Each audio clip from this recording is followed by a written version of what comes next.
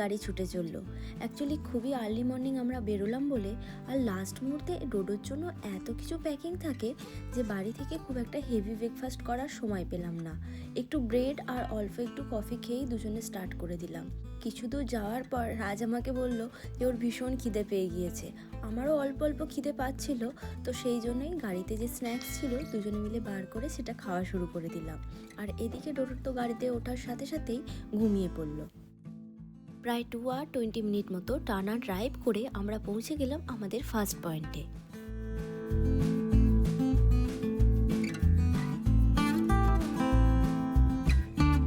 তো আমরা এখানে ফার্স্ট স্টপ নিলাম। এই সিটিটার নাম হচ্ছে সালফার স্প্রিং। আর এখানে অ্যাকচুয়ালি একটা মিউজিয়াম আছে দেখতে পাচ্ছি।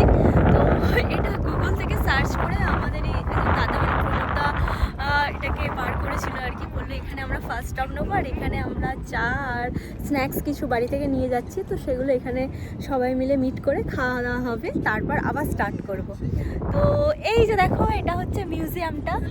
তো জানি না এটা ওপেন আছে না ক্লোজড, তো একবার দেখবো, যদি ওপেন থাকে একবার যাবো এখানে। প্রণবদারাও চলে এসেছে আর এই জাস্ট লীলারা এলো। আর আমাদের আর একজন ফ্রেন্ড মানে রিমার ফ্যামিলিরা আমাদেরকে আগে থাকতেই জানিয়ে দিয়েছিল যে ওরা একটু দুপুর করেই স্টার্ট করবে, তার কারণ মর্নিংয়ে ওর মেয়ের একটা টুর্নামেন্ট আছে। এখানে অনেকক্ষণ পর ডোডো তো গাড়ি থেকে নেমে ভীষণই দৌড়াদৌড়ি শুরু করে দিয়েছে। সে একবার এদিক যাচ্ছে একবার ওদিক যাচ্ছে আর আমরা তার পেছু পেছু ছুটছি। অ্যাকচুয়ালি বন্ধুরা, এখানে আসার আগে আমি কিন্তু জানতামই না যে এখানে একটা মিউজিয়াম আছে। আমি ভেবেছিলাম এখানে আমরা সবাই মিলে মিট করছি, এখানে আমরা একটা টি ব্রেক নেব এবং তারপর আবার এখান থেকে স্টার্ট করব। বাট এখানে এসে দেখলাম এখানে একটা খুব সুন্দর মিউজিয়াম আছে, যেটা আমার কাছে একটা উপরি পাওনা হয়ে গেল। দেখো এই যে মিউজিয়ামের এন্ট্রিটা এরকম। যদিও মিউজিয়ামটার সামনে এসে মনটা একটু খারাপই হয়ে গেল, তার কারণ আজকে এটা ক্লোজ ছিল। অ্যাকচুয়ালি এটা দেখলাম যে উইকডেজে মর্নিংয়ে 9টা থেকে ইভিনিং 4টে পর্যন্ত এটা ওপেন থাকে। আজকে যেহেতু স্যাটারডে, তো সেই জন্য এটা ক্লোজ ছিল। এখানে এসে জানতে পারলাম যে ডেয়ারি ইন্ডাস্ট্রির হিস্ট্রিটাকে প্রিজার্ভ করে রাখার জন্যই এই মিউজিয়ামটাকে বানানো হয়েছে।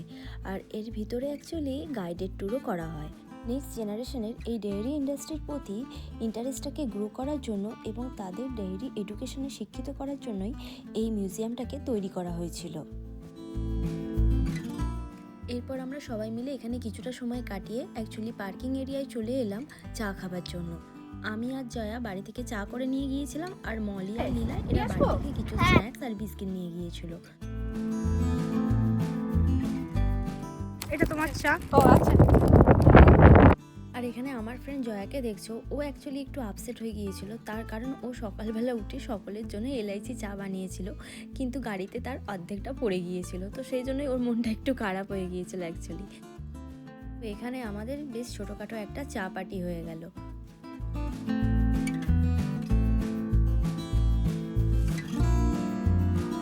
তো এখন সবাই মিলে চা খাওয়া হচ্ছে।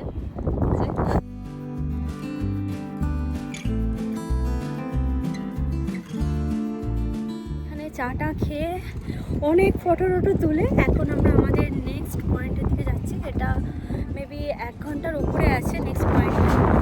চলো ওখানে গিয়ে আবার তোমাদের সঙ্গে কথা বলছি।